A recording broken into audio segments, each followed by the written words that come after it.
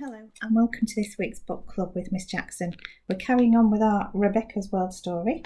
Hopefully you remember last week we left our heroes, Rebecca and her friends, still trying to find the ghost trees by following the riddles on the map. In the meantime, her enemy, Mr. Glister, Lurk and Cringer are following Rebecca and her friends and trying to stop them from getting to the ghost trees. We left them being slowly surrounded by ghosts. Let's find out what happens next. The whirring sound slowed. The falling sensation ended. With a tiny shudder, the lift stopped. The four friends stood in a tight huddle, staring nervously at the doors. They began to open. Beyond was a perfectly circular opening, the entrance to a large pipe that stretched away as far as the eye could see. "Looks safe enough," said Kovac. They stepped out of the lift. The doors hissed shut behind them. Rebecca felt a light breeze stir her hair. The breeze became a wind. It grew more and more powerful, pulling them off balance and into the pipe. The mighty vacuum drew them faster and faster into the tube until they were hurtling along at incredible speed. "What's happening?" Kovac yelled against the roar of the wind. "I think we're being sucked along the tube of a giant vacuum cleaner," Rebecca shouted. The great tube twisted and turned like the body of a snake as the four travellers were swept along on a cushion of air. "Look out!" shouted Grisby. But the warning was too late. Rebecca had only a glimpse of the black opening that marked the end of the tube before she was swept through it. The vacuum switched off. Rebecca felt herself slowing down. She and Kovac collided with Captain K and Grisby, and in a writhing tangle of arms and legs they stopped. They were bundled together in what looked like the bottom of a giant plastic bag. There was a zipping sound, and a large gap appeared in the side. Arms reached inside and grabbed at the dazed quartet. They were pulled out like fish from a net. It took them a moment to gather their senses and realise they were surrounded by a group of very strange-looking people. They were not particularly frightening, just odd. Rebecca noticed they all had one thing in common. Their jaws and mouths were twisted into very strange shapes. Their lips were up on one side and down on the other. Their chins seemed to point towards their shoulders. One of them opened his mouth to speak. His tongue was curled like a corkscrew. His speech was difficult to understand. "Come with us," he said. "Did you say come with us?" Rebecca inquired. The man with the corkscrew tongue nodded. He led the way along a corridor to a heavy black door, which he opened and ushered them through. As they stepped inside, the door was closed behind them. They heard the sound of keys turning and bolts being driven home. They were in a great gloomy library. The four vast walls were covered from floor to ceiling with books. None of them had ever seen so many books before. Apart from the books, the room was empty. High in the centre of the ceiling was a small dusty skylight. The glass was so crusted with grime that hardly any light penetrated into the room. Rebecca gazed around the books in awed admiration. She liked books. "You could learn anything you wanted to know from all these books," she breathed. Immediately Grisby started pulling books from the shelves and flipping through their pages. "What are you looking for?" asked Kovac. "A book that tells us how to get out of here," said Grisby. There was a sound from the door. A panel in its top half swung back. There were bars across the opening. Behind the bars was a face. It smiled at them. It was the largest mouth Rebecca had ever seen, so large she didn't even notice the other features. The face just seemed to be one great big mouth.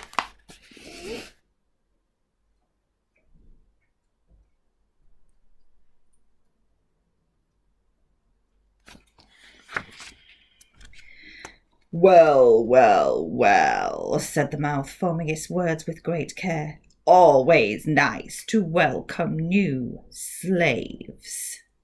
"Slaves?" echoed Rebecca. "Right," answered the mouth.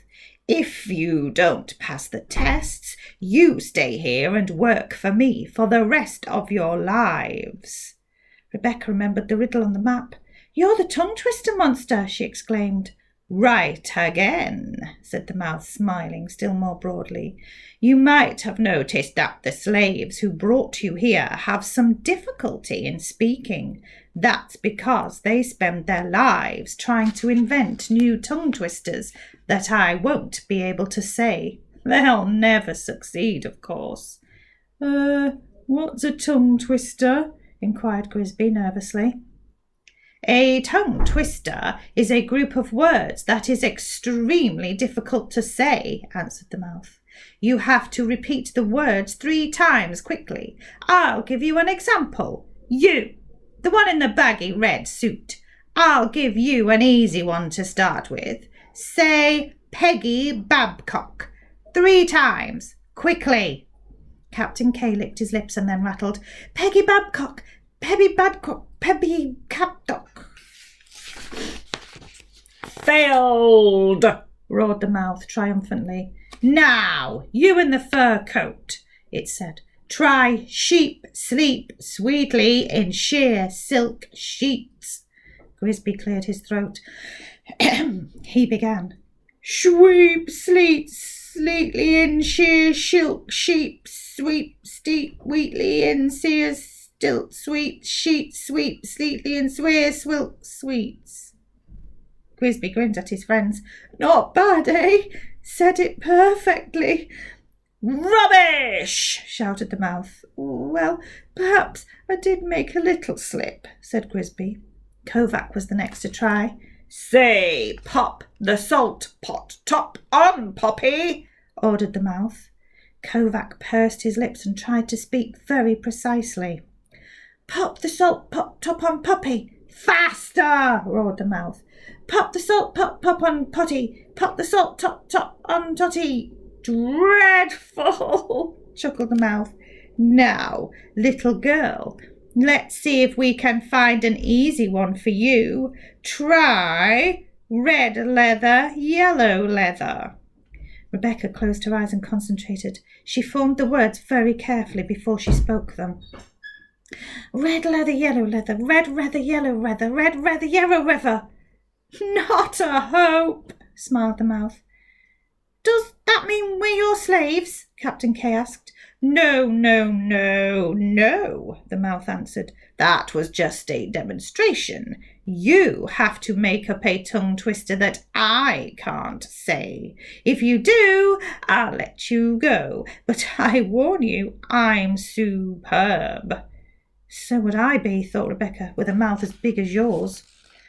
The adventurers huddled together in a tight group, trying to invent a tongue twister. No hurry, said the mouth. There are 4 of you, so you get 4 chances. Rebecca stepped up to the bars in the door.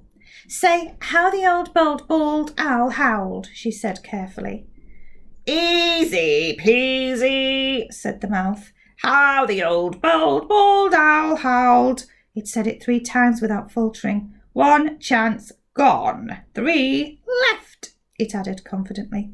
I've got 1, said Grisby. He chuckled excitedly. Oh, dear, he said. I can hardly say it slowly, never mind fast. This one will have you. He chuckled again, then flexed his lips and said haltingly, Say, green screen, grim scream. The mouth raced through the words with total precision. There was no trace of a mistake. 2 down, 2 to go, intoned the mouth. The group had another conference. This time Captain K had an idea. Say, shall she the sell seashells, said the seal. 3 times the mouth sped through the line without hesitation. Last chance, it said menacingly. We need to find something really complicated, whispered Rebecca. What's the point? He's far too good for us, said Grisby. We'll all end up with our tongues twisted like corkscrews. Then Rebecca thought of something. It was a trick they used to play on one another at school in a game called Do As I Do, Say As I Say. It just might work here. She stepped up to the door. Now's our last chance, so just let me be sure I've got the rules right, she said. You have to repeat whatever I say 3 times, very quickly. Exactly what I say. Is that right? Right, snorted the mouth. Very well then, said Rebecca. Here we go. Say, we wonder which witch washes watches for the 33 free thrush throttlers. The lips of the mouth pursed and then began. We wonder which witch washes. Wrong, Rebecca interrupted loudly. You've got it wrong.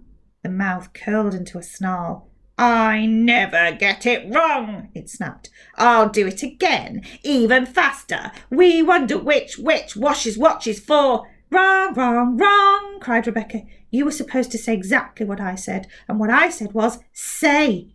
We wonder which washes watches. You didn't say at the beginning. We've won. Cheating, roared the mouth. That's cheating. No, it's not, said Captain K with great dignity. You made the rules, and Rebecca just happened to outsmart you. We beat you, said Kovac. You promised you'd let us go. Never, pouted the mouth. You cheated, and I'm not playing any more. You can stay locked in there forever. So there. The panel in the top of the door slammed shut, and they heard the mouth go muttering away down the hall. Grisby tried the door. It was well and truly locked. They were prisoners. Rebecca wasted no time. She ran to a shelf and took down 2 huge volumes of a dictionary. She carried them to the middle of the floor. I know how to spell help, if that's what you're looking up, Captain K said. Rebecca hurried back to the shelves and picked out some more books. Pick out the biggest books and bring them here, she ordered. Though puzzled, the others did as they were told. The pile of books grew swiftly. Rebecca positioned them into neat stacks, and within half an hour they had built a towering pyramid. Kovac, panting slightly, handed up another armful of books to Rebecca. Balancing carefully, she placed the books like building bricks and clambered on top. Her outstretched fingers just touched the glass of the skylight. Grisby brought up more books, giving her the extra height she needed. She pushed open the skylight. A breath of cool air wafted in. The tower of books wobbled dangerously as she pulled herself through the window and out onto a steeply sloping roof. She peered down into the library. "Come on!" she called to the others. Captain K was first up, and Rebecca helped him scramble out onto the roof beside her. Kovac was about halfway up, and Grisby had just started to climb when the library door burst open and the mouth and its servants rushed in. The mouth roared with anger and started to pull the books from the bottom of the pile. As Kovac safely reached the skylight, the literary tower swayed sickeningly. "Come on!" shouted Rebecca to Grisby, who was now about halfway up. Grisby doubled his speed, but books started to tumble around him. As he reached the top, the whole edifice teetered and tottered. He stretched for the window ledge and missed it.